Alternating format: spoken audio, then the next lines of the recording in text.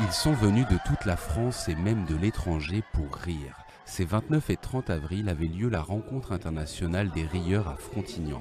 Une occasion de fêter la journée mondiale du rire, et puis c'est aussi ici qu'a été créée la première école du rire il y a maintenant 15 ans.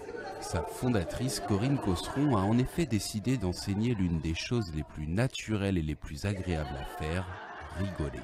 Et cette discipline qu'elle a elle-même forgée, la rigologie, est à prendre au sérieux puisqu'elle fait de plus en plus d'adeptes.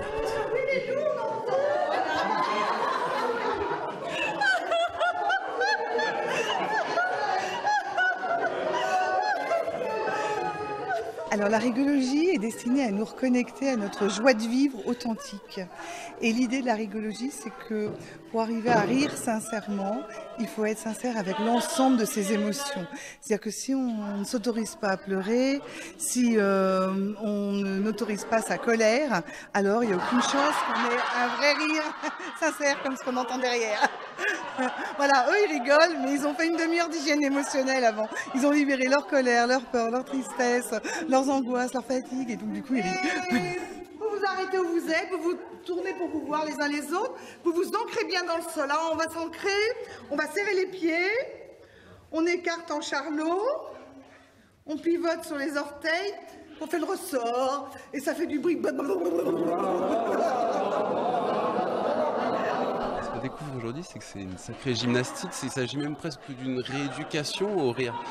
On le sait, les bébés rient énormément. Je crois qu'en moyenne, c'est 300 fois par jour. Les adultes, beaucoup moins, 20 fois par jour. C'est ça, il faut réapprendre à rire. Alors, il faut se réautoriser à rire, et c'est beaucoup plus vaste que le rire. En fait, le problème, il est largement émotionnel. C'est d'éducation émotionnelle dont on a besoin. On a besoin, en fait, dès qu'on rentre à l'école, on nous apprend à ne plus exprimer nos émotions instantanément dès qu'on les éprouve, sinon c'est ingérable pour la société. Donc c'est parfait, c'est nécessaire, mais on ne nous apprend pas ensuite à avoir une hygiène émotionnelle quotidienne, ce qui est le propre de la rigologie. C'est-à-dire, ok, je ne vais pas exprimer mes émotions comme ça toute la journée, mais j'en fais quoi le soir ou à la fin de la semaine? Qu'est-ce que je fais? Et donc en fait, comme on ne sait pas faire, on garde tout sur la patate, on est complètement oppressé et évidemment on ne rit plus. Là on a un petit rire entre copains, très simple. Okay. Là, c'est là, on est vraiment entre bons amis, c'est une bonne soirée qui nous fait rire.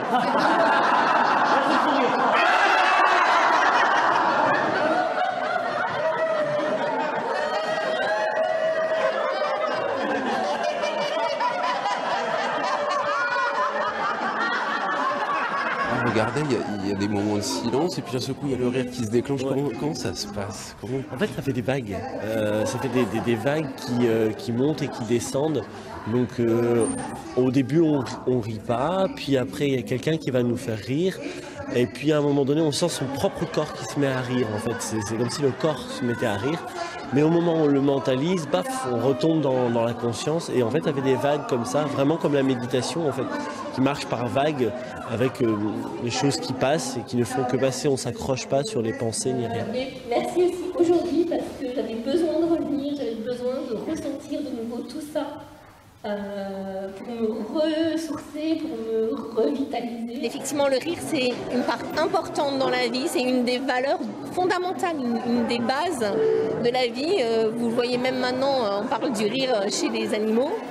Et nous sommes fondamentalement des animaux sociaux et le rire est un des vecteurs qui permet justement de créer du lien. Le rire, c'est une affaire sérieuse. Absolument, nous sommes très sérieux, nous nous appuyons sur des recherches scientifiques, on a invité que des scientifiques aujourd'hui, donc on fait ça sérieusement, voilà. J'ai dit liberté parce que je me sentais libre. Voilà, je me sentais vraiment ailleurs. Et merci mille fois. Merci à toi. Chez Nietzsche, le philosophe est un grand rieur. Et philosophie, à mon avis, c'est apprendre à mourir de rire. Et je vais même ajouter, pour paraphraser Nietzsche, qui disait que tu ne saurais croire qu'à un Dieu qui sait danser. Moi, je dis que je ne saurais croire qu'à un Dieu qui sait rire. Je crois que c'est Patch Adams qui disait que le rire et le bonheur étaient un choix de tous les jours. Et ouais. C'est ça. Et oui, on le sait maintenant, en plus grâce aux travaux de la psychologie positive, on sait que le bon sens populaire de voir le voir à moitié vide et le voir à moitié plein ont des conséquences sur notre vie sur nos choix et sur notre réalité. Toi, c'était ta première séance de rigologie. Qu'est-ce que ça fait la rigologie? Alors la rigologie, c'est juste un moment absolument génial de lâcher prise. On a envie d'être bien, on a envie d'être heureux, on a envie de rire et on a envie de partager. Ça paraît simple. Ça paraît simple, mais au quotidien, ça l'est pas forcément, parce qu'on est tous dans des carcans. Et voilà, c'est ça, lâcher prise, c'est réussir à être ce qu'on a envie d'être. Donc soyons fous, soyons fiertés et vive la rigologie.